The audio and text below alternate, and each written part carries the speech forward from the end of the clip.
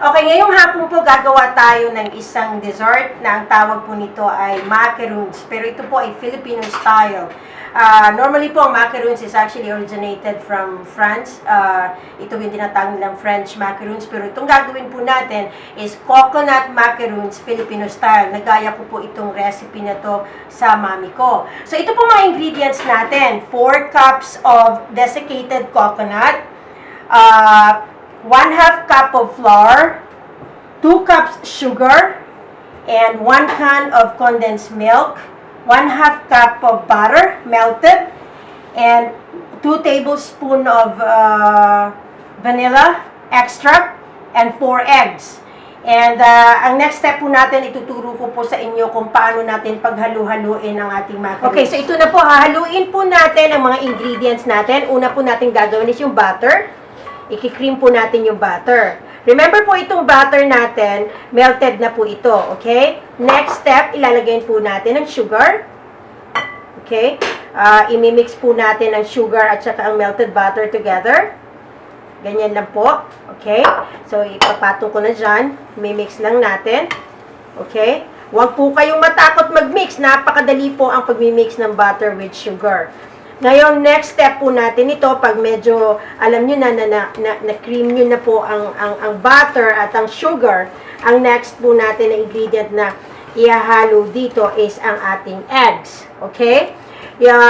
Yung eggs, pwede nyo po ilagay lahat. Normally, ako binibiyak ko sa gitna. Okay?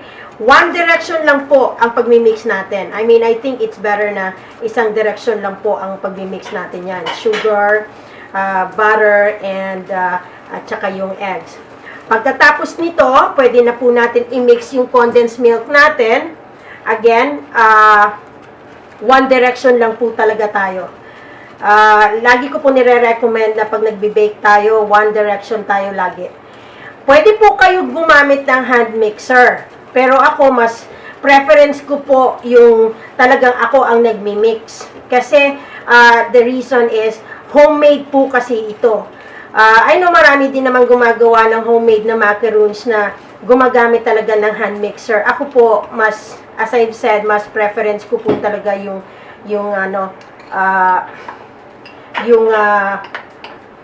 ganito na manual lang without using hand mixer. Okay, so hinalo ko na po yan. So right now po, again, this is butter, yung 4 eggs natin, at saka yung condensed milk natin. Okay? So, next step natin ito, ilalagay ko ngayon yung extract na vanilla. Ito yung vanilla extract natin, 2 tablespoon po ito. Okay? So, ngayon, nakita nyo, nagmix na po itong mga liquid natin. Right? So, may asukal na din po ito na 2 cups. Okay? Pagkatapos po nito, again, suggestion ko, always mix it po ng one direction. Ngayon, ihahalo ko na po yung 1/2 cup na flour. Okay? So, pwede nyong dahan-dahanin. Ako, lagi kong dinadahan-dahan yan.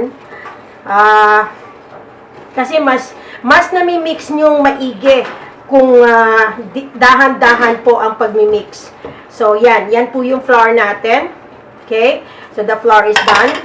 So, again, ang nandito po sa itong mixing bowl natin, nandito na po yung 2 cups of sugar natin, 1/2 cup of butter, 2 tablespoon vanilla extract, at saka po yung half a cup na flour, 1/2 cup ng butter, at saka yung sugar po.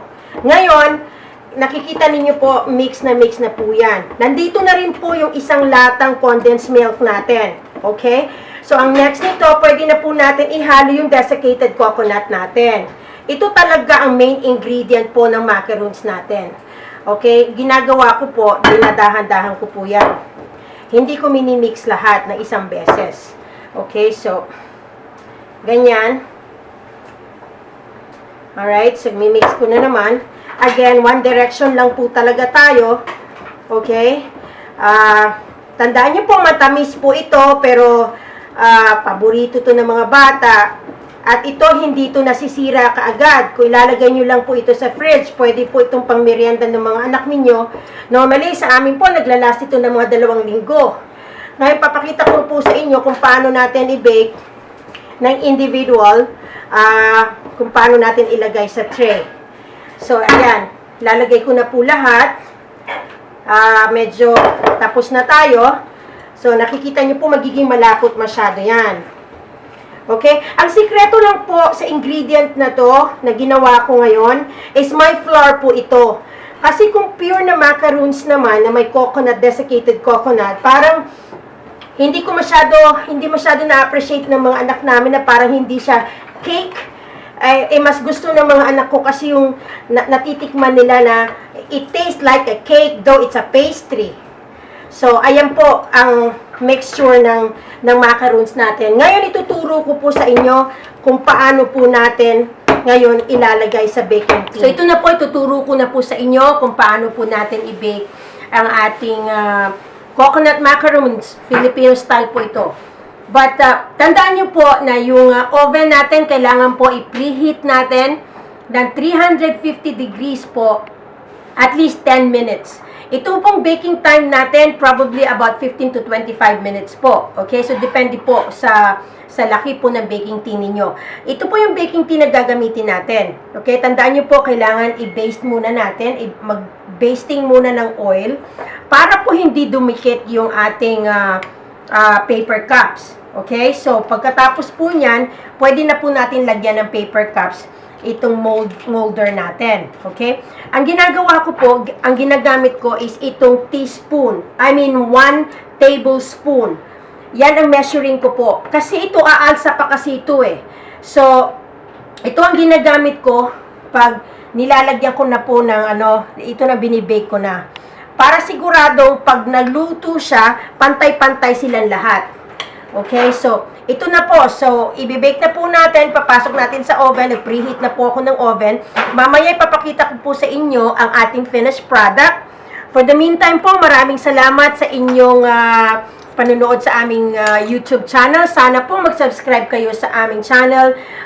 Ito po ang mga lutong Pinoy.